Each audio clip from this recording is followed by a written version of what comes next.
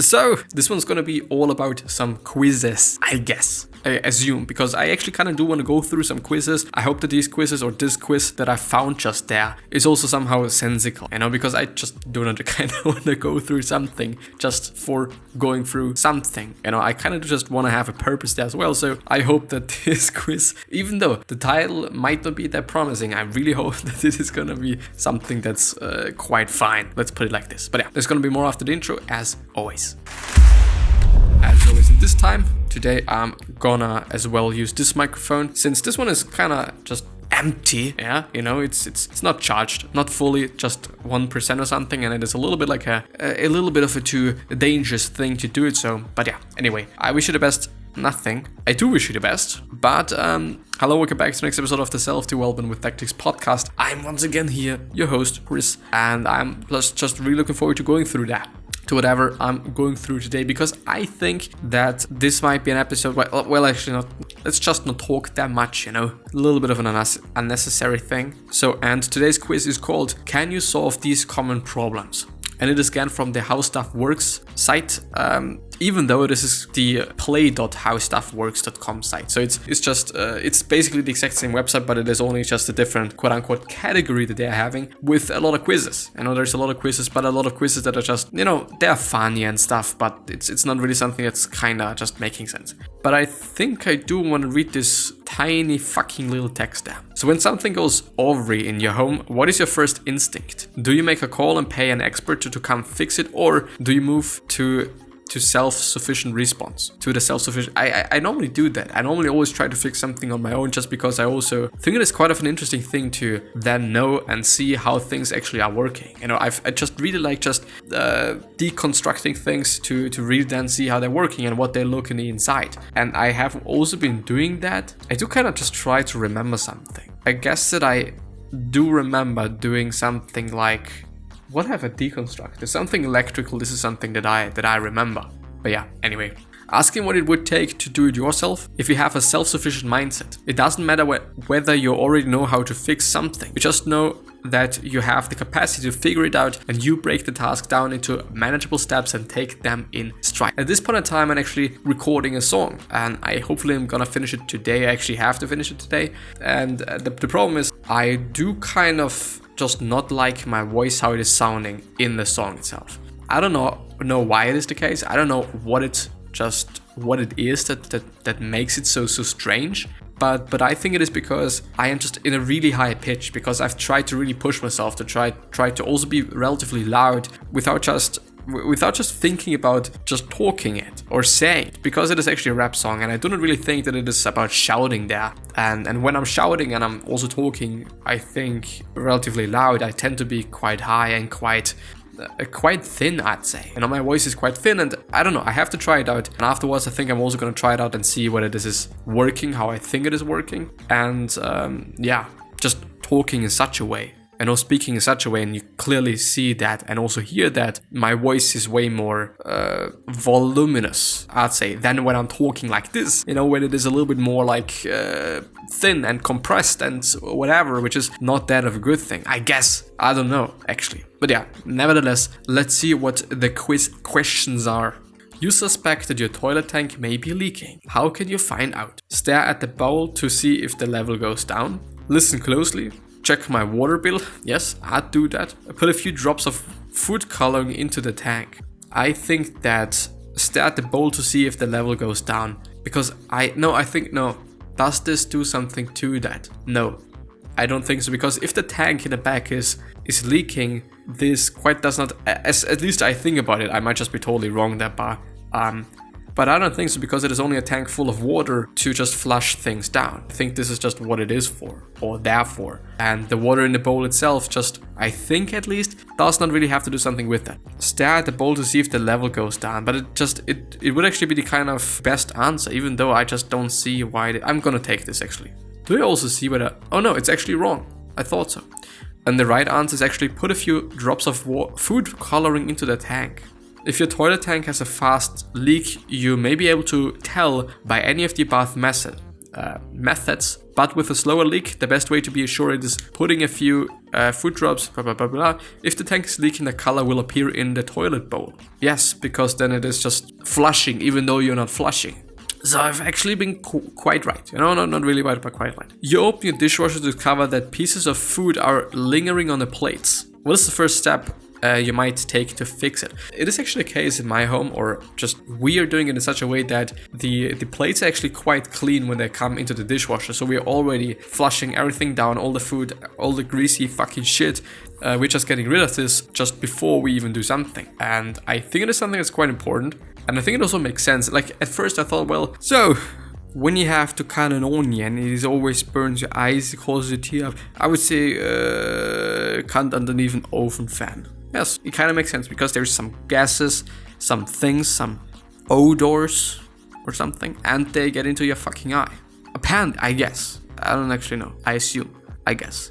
I don't know. You notice that your aloe vera plant has started turning a bit brown and looking rather shriveled up. What can you do to help it get better? Stop watering it so much, remove it from the sun, water it more frequently, and place it closer to other happy plants. I would actually say watering it more, even because I mean, like, it is even though, like, I think it's more water. Water it more.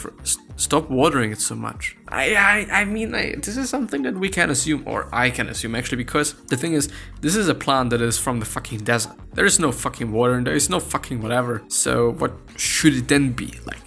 But just too much water, quite. My fault, I'm sorry. As a succulent, aloe vera does not need very much water. If you overwater, the leaves can begin to turn brown. Only water an aloe vera about every 3 weeks, making sure that the soil dries 1 to 2 inches down between waterings. I see, because, you know, as we know, it is a fucking plant from... What is happening there? Oh, can't I skip? Oh, I actually can't skip them. Well, what is the first action to take if your gutters leak after a rainstorm? Put a bucket beneath the leak, remove the gutters, replace the gutters, check the gutters for clogging and remove debris. I would say this, yeah, because everything else is just a lot of work, and so I assume because it is some sort of a quick fix thing, that we're gonna take this one, you know, and not something else. I assume, I guess, I think. Gutters which carry rainwater from the roof to the ground so that it doesn't pool up and cause damage. Can often leak when they are clogged with leaves and other debris. An easy fix to use is to use a ladder to check for debris and remove it. You know, your mother. You can actually skip them because they're just gray and stuff. And it is actually a really long one. I didn't assume that, but yeah. Your mother-in-law is coming in town and you start noticing all the duck's cuff marks on your walls. How can you clean them off before she gets there? Get a new paint job. By the way, my mother used something. It was something like a sponge, and it was just cleaning everything. Like, I don't know what it is. I don't know how it is working, but it could just clean the fucking walls. I think dishes as well, even though it kind of, for me, seems to be some sort of a chemical fucking thing. So I don't really know if this is just too good for it. But a really interesting thing, like really indeed interesting product. I don't know what it is. I don't know what it does. But yeah. Use a bleach solution to scrub them off. Move furniture in front of the marks. Use a vinegar solution to scrub them off. I would say vinegar. Yes, because bleach is like, I don't know. I don't know if you want to use this on your fucking walls, but yeah. If the anticipation of tidy company makes you notice the flaws on your walls, you can fairly easily clean marks off. Mix a loose solution of 50% water and 50% vinegar and apply it to the walls with a sponge. Scrub lightly and rinse with water. Test this method on a small wall out of the way spot first. Yes, kinda. I mean, like, if it is not working because maybe you're not having the right type of vinegar, or maybe it's even your water. It could also be the case that the reaction just kind of is bad or something. Then you're not having a really bad fucking mark, just an even worse one probably on your fucking wall. You remove a phone check and now you have a hole in your drywall. How can you fix it? What is a phone check? I don't know. I just only know the check input, you know. Call a drywall repair company, fill it with speckle, make a patch with drywall and speckle, ignore it. I would actually make a patch with drywall and speckle. The large holes left by removed outlets can be quite an eyesore. They can be fairly easy, or you just use some noodles or just apparently some shit that is working. I kind of actually wanted to look that up, but I've actually forgotten about it. But, you know, in fact, I don't know what to call it. Like repairing stuff stuff with food. I don't know if I'm just gonna find something like that, or if it's just... Yeah, I'm actually able to find something like that. And there's actually also something on Reddit, which is kind of a cool thing, a good thing there, you know?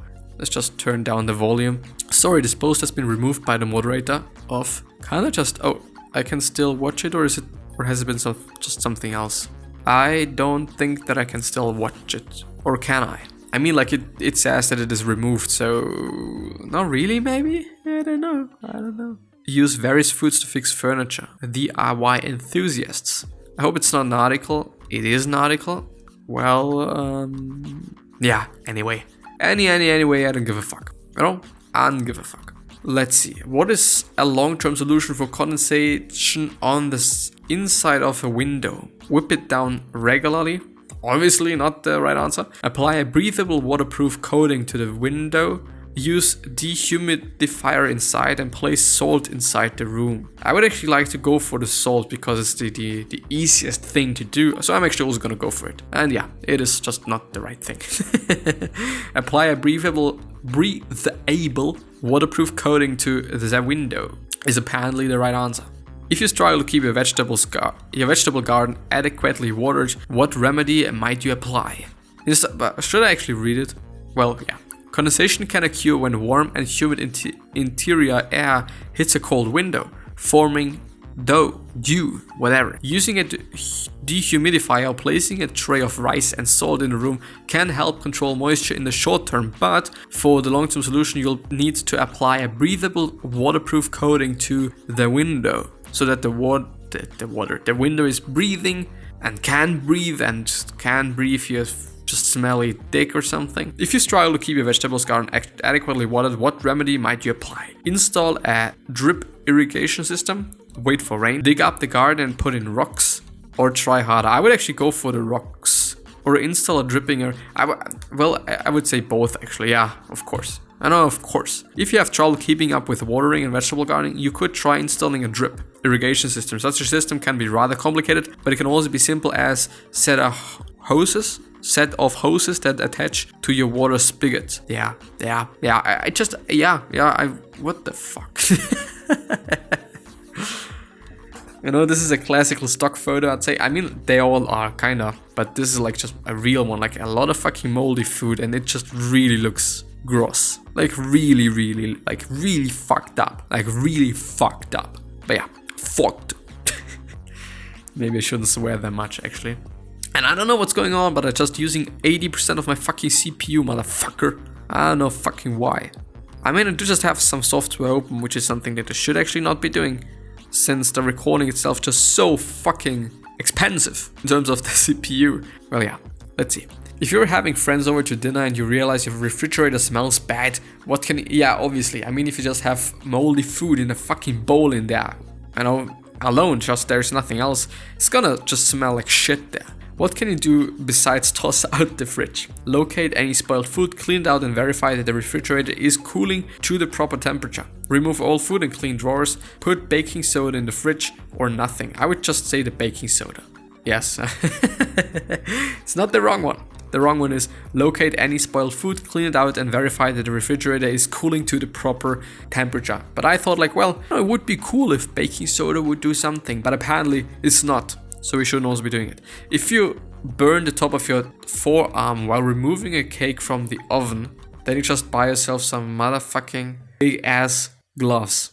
Apparently, or something. Oh, never mind. From the oven, how should you treat it? Place the burn on a cool running water, then cover it with a sterile bandage. Place an ice compressor over the affected area, soak it in very cold water or cover it with a bandage. I'd say ice compressor.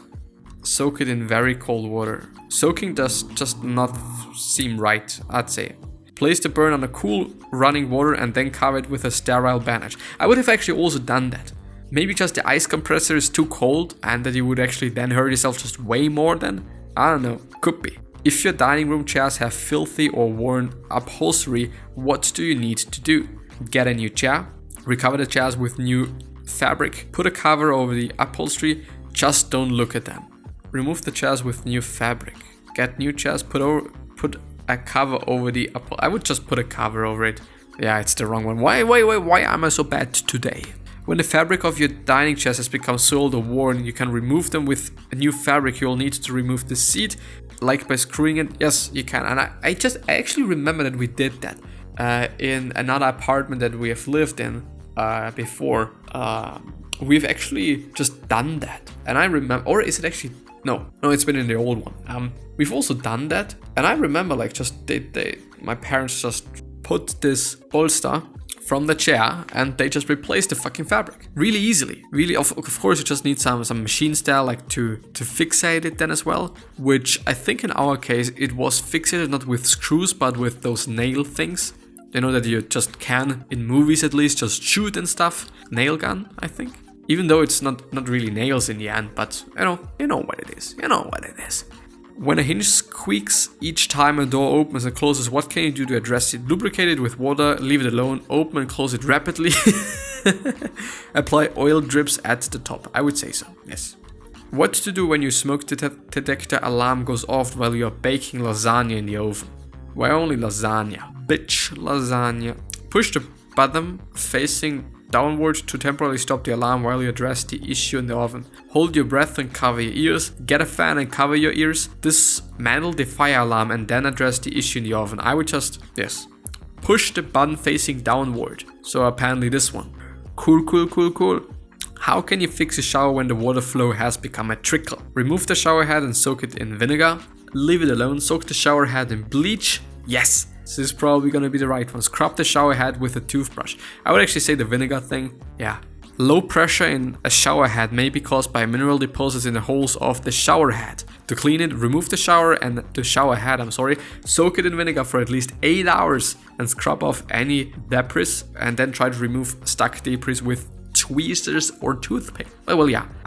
Since this is actually a 40-minute episode now, because I had to record or actually had to talk and take a phone call, so there's probably going to be like a huge gap in between that I'm obviously going to have to cut out. But I really hope that I'm having enough of material there, because I really don't know.